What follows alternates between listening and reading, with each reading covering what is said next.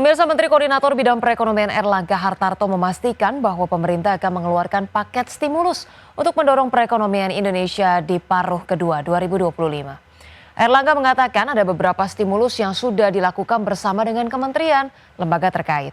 Stimulus tersebut antara lain program diskon untuk menyambut momen Natal Tahun Baru, seperti diskon tarif tiket pesawat, diskon tarif tol, hingga diskon tiket kereta api.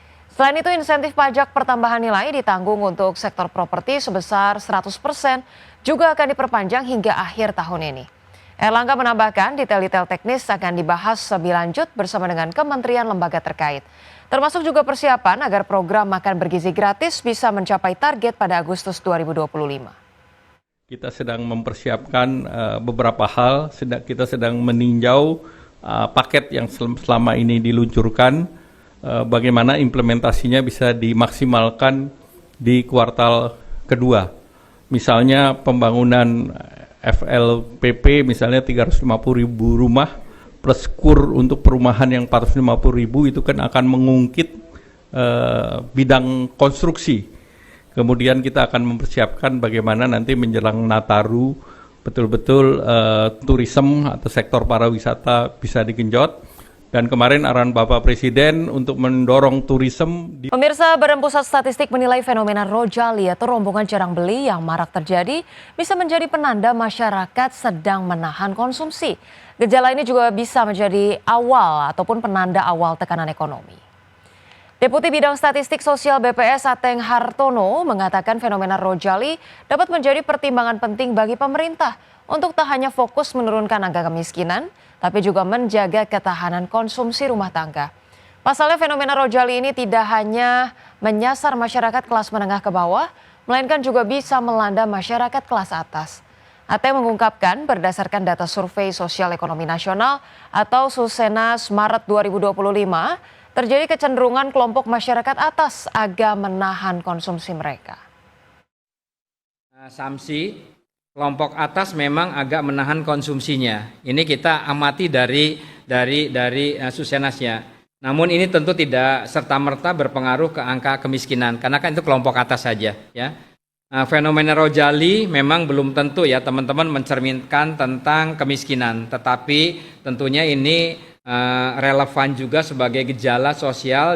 Rojali adalah sinyal penting bagi membuat kebijakan untuk tidak hanya fokus ya menurunkan angka kemiskinan, tetapi juga memperhatikan bagaimana untuk ketahanan konsumsi dan stabilitas ekonomi rumah tangga pada kelas menengah bawah. Amati teman-teman semuanya. Pemirsa, survei Mandiri Spending Index menunjukkan belanja masyarakat selama periode libur sekolah pada 2025 tercatat tumbuh, namun melambat jika dibandingkan dengan tahun lalu.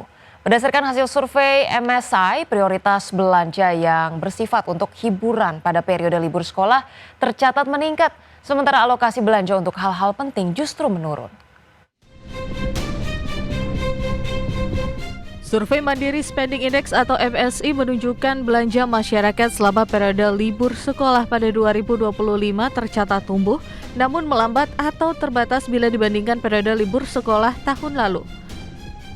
Dikutip dari media sosialnya, MSI mencatat indeks nilai belanja dari pralibur hingga libur sekolah di minggu kedua mencapai 119,6 atau naik 8,9%. Sedangkan pada tahun lalu mencapai 121,7 atau naik 11,1%. Melihat kondisi tersebut, diperkirakan perilaku mantap alias makan tabungan terlihat di libur sekolah.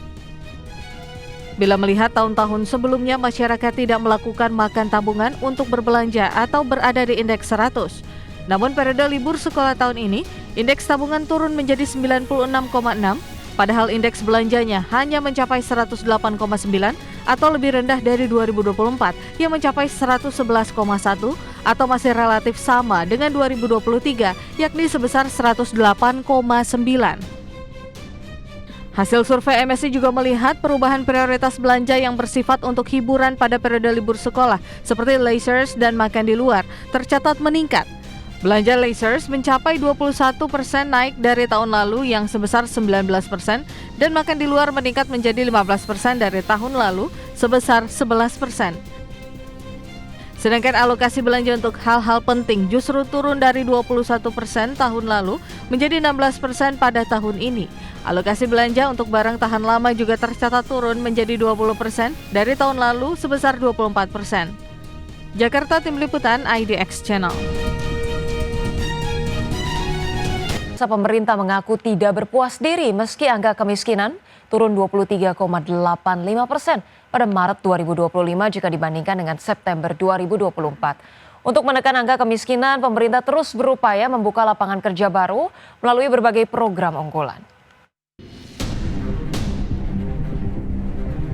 Pemerintah mengaku tidak berpuas diri meski angka kemiskinan turun 23,85% atau sekitar 200.000 orang pada Maret 2025 jika dibandingkan September 2024. Pemerintah menargetkan angka kemiskinan terus berkurang mencapai 0%. Menteri Sekretaris Negara Prasetyo Hadi menegaskan, untuk menekan angka kemiskinan, pemerintah terus berupaya membuka lapangan kerja baru melalui berbagai program unggulan. Salah satunya program makan bergizi gratis yang diharapkan bukan hanya memberikan tambahan asupan gizi pada anak, tetapi juga membuka lapangan kerja baru bagi masyarakat. Menurut Mensesnek, potensi lapangan kerja dari program MBG bisa difokuskan untuk masyarakat yang berada satu tingkat di bawah kemiskinan ataupun mereka yang baru saja kehilangan pekerjaan. Selain itu, program Koperasi Desa Merah Putih berpotensi membuka lapangan kerja dari desa semakin terbuka lebar. Kalau saudara-saudara mengikuti, ini program yang dicanangkan oleh pemerintah ini semua kan terintegrasi ya. Dimulai dari kita satu misalnya menyusun data kependudukan kita ya, supaya kita bisa melakukan pemetaan dengan lebih detail. Nah, kemudian kalau saudara-saudara ikuti ya program-program Bapak Presiden, program pemerintah misalnya mengenai makan bergizi. Di situ juga diharapkan itu menjadi salah satu, tidak sekedar kita ingin memberikan tambahan asupan gizi kepada adik-adik kita ya, peserta didik, tetapi juga di situ akan membuka lapangan pekerjaan. Badan Pusat Statistik mengungkap angka kemiskinan turun menjadi 23,85 juta orang per Maret 2025 dari periode September 2024 yang mencapai 24,06 juta orang. Saat ini penduduk miskin setara 8,47% dari total populasi Indonesia. Jakarta, Tim Liputan IDX Channel. Dan pemirsa, berikut kami hadirkan informasi seputar indeks harga saham gabungan pada penutupan perdagangan sesi 1 hari ini, pemirsa, 28 Juli 2025, di mana IHSG terpantau mengalami penguatan 1,3% atau menguat 102,8 poin ke posisi 7.646,3.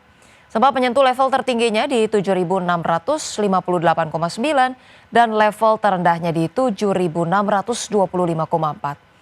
359 saham menguat, kemudian 216 saham melemah dan 226 saham stagnan. Dan kita lihat pemirsa, sejumlah saham yang menjadi top gainers pada penutupan perdagangan sesi 1 datang dari PT RO dengan penguatan 5,25%, kemudian CDIA dengan penguatan 9,91%, SSIA menguat 3,47% dan Gotoh menguat 3,45%. Dari top losers pemirsa, saham WIFI ini melemah 5,61%, NICL melemah 10,36%. Kemudian saham ESA melemah 2,3% dan INET melemah 2,67%. Dari pergerakan sektoral pemirsa, sektor keuangan menguat 2,9%, infrastruktur melemah ataupun menguat 2,39%, konsumsi primer menguat 0,33% dan kesehatan melemah 0,17%. Dan pemirsa, berbagai informasi lainnya akan kami hadirkan usai jeda berikut ini, tetaplah bersama kami.